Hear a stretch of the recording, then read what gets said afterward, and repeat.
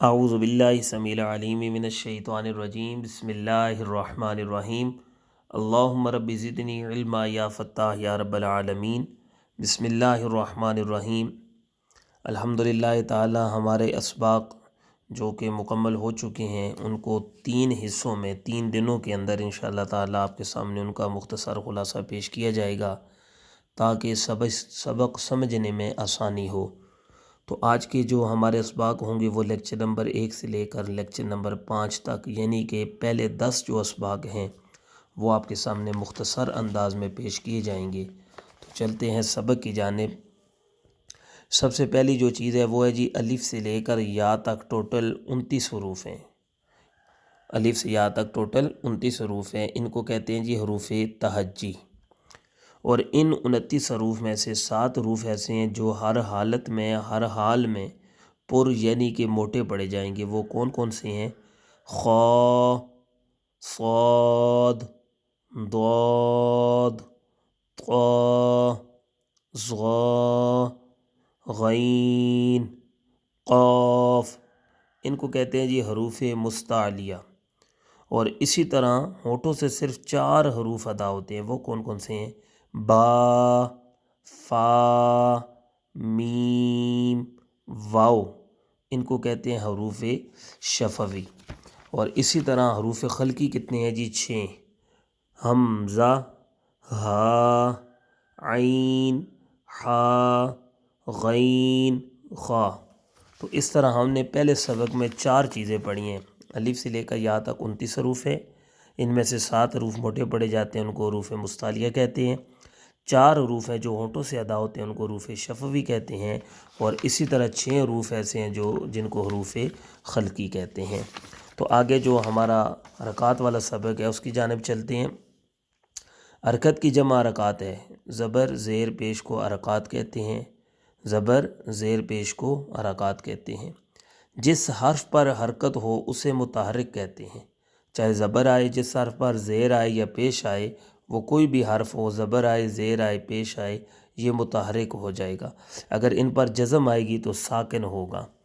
زبر جب ادا کریں گے منہ اور آواز کو کھول کر آواز اوپر کی جانب جائے گی، جیسے با زبر با۔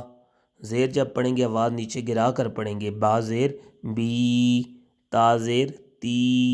اور اسی طرح جب پیش پڑھیں گے ہونٹوں کو گول کر کے پڑھیں گے، آواز سامنے جائے گی، با پیش بو، تا پیش تو۔ اور الف پر جب بھی کوئی حرکت آ جائے گی، اب یہ الف ہے، اس پر جب حرکت آ جائے گی تو یہ حمزہ بن جائے گا، اس کو الف نہیں پڑھیں گے۔ الف پڑھیں گے تو غلط ہو جائے گا۔ اگر ہاں زبر زیر پیش نہیں آتی، صرف الف آتا ہے تو پھر ہم الف پڑھیں گے، لیکن اگر جب اس پر حرکت آ جائے، یہ متحرک ہو جائے، تو پھر اس کو الف نہیں پڑھنا بلکہ حمزہ پڑھنا ہے۔ تو چلتے ہیں اگلے نیکسٹ سبق کی طرف۔ اب پیچھے ہم نے پڑھی تھی 1 زبر، اب یہاں پر 2 زبریں، 2 زبر 2 زیر 2 پیش کو تنوین کہتے ہیں، زبر زیر پیش کو حرکات کہتے ہیں، 2 زبر 2 زیر 2 پیش کو تنوین کہتے ہیں۔ جس حرف پر تنوین ہو اسے منون کہتے ہیں، اور جس حرف پر حرکت ہو اسے متحرک کہتے ہیں، جو ابھی ہم نے پیچھے سبق پڑھا ہے۔ اسی طرح تنوین نون ساکن ہوتا ہے جو کلمہ کے ہمیشہ آخر میں آتا ہے۔ زبریں جس لفظ پر بھی آئے گی، وہ جو بھی کلمہ ہوگا ہمیشہ اس کے آخر میں آئیں گی۔ تو اگلا جو سبق ہے وہ ہے جی ہمارا حروف مدہ۔ حروف مدہ، بلکہ حروف مدہ پڑھنے سے پہلے ہم سبق کے ہجے کیسے کریں گے وہ بھی ذرا کر لیتے ہیں۔ نون زبر نا، زا زبر زا، نازا، لام زبر لا، نازا لا، خا زبر خا، لام زبر لا، خالا، قاف زبر قا، خالا قا۔ اب اس کے جب ہم ہجے کریں گے تو ایسے بھی کر سکتے ہیں، خا زبر خا، لام زبر لا، قاف زبر قا۔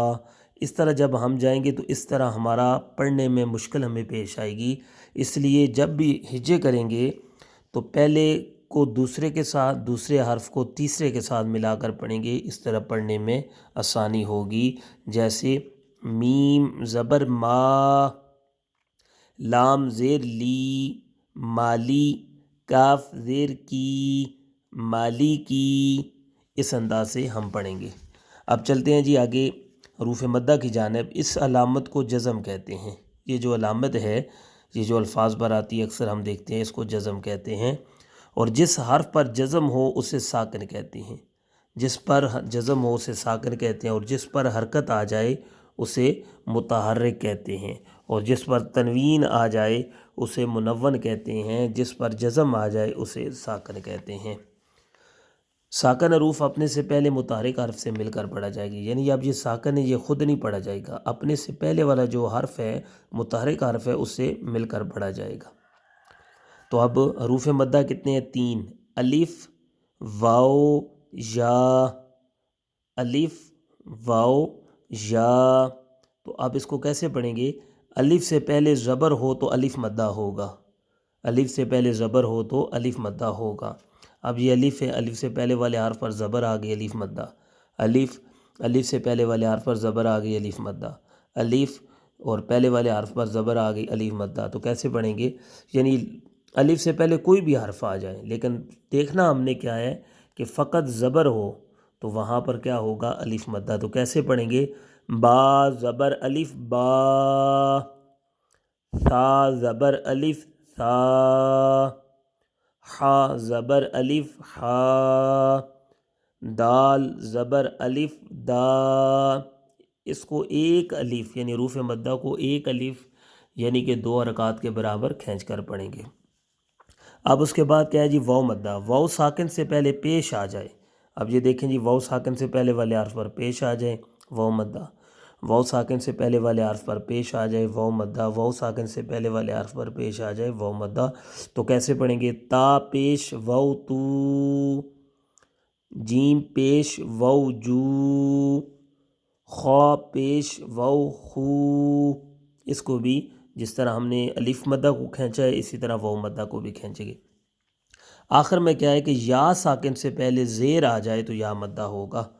اب یا ساکن سے پہلے زیر آ گئی، یا ساکن سے پہلے زیر آ گئی، یہ ساری آپ دیکھتے جائیں، ساری زیر آتی ہیں، اس لیے یہ یا مدہ ہے۔ تو کیسے پڑھیں گے؟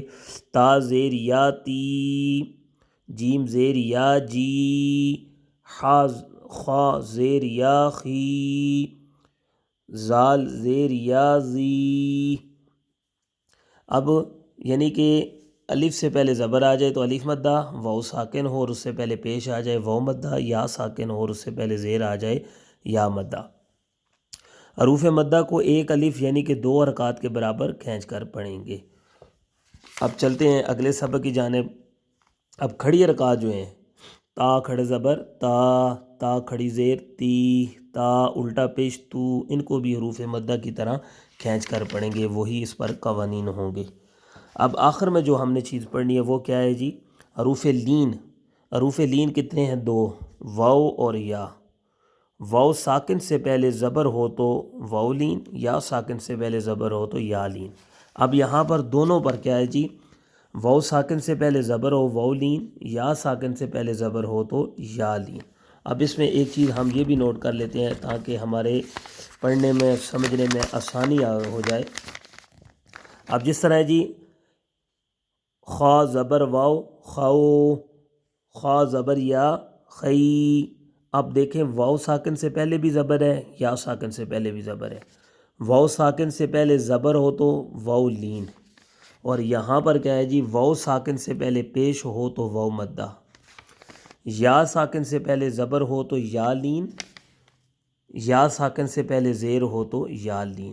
اب حروف مدہ اور لین میں فرق کیا ہے کہ حروف مدہ کو کھینچ کر پڑھیں گے اور حروف لین کو بغیر کھینچے بغیر جھٹکا دیے پڑھیں گے۔ تو کیسے پڑھیں گے؟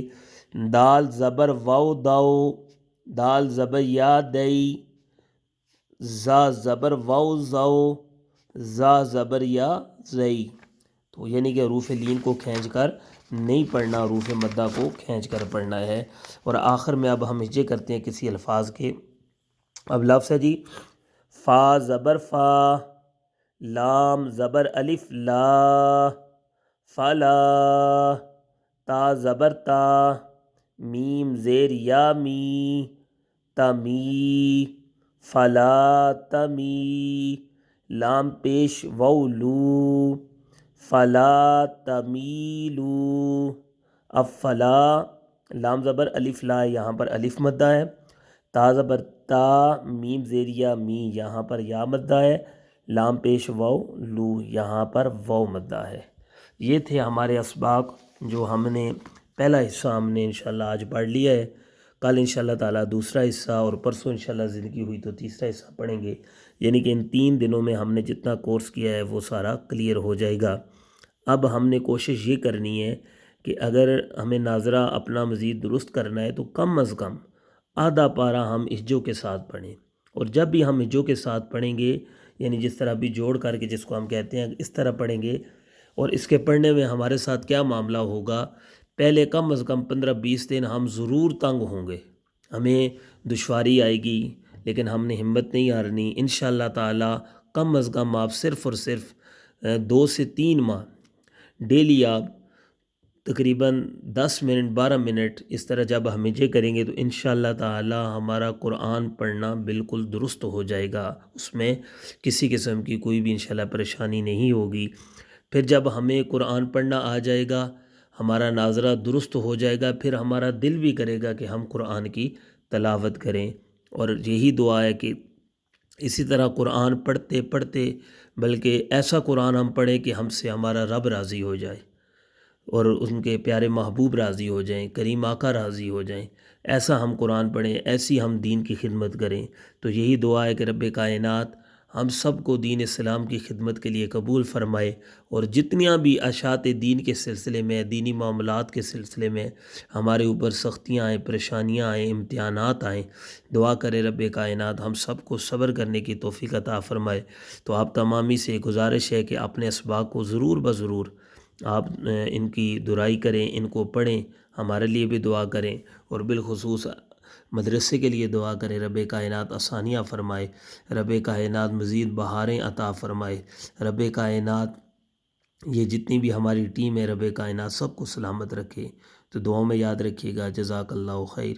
آمنت باللہ، صدق اللہ العظیم۔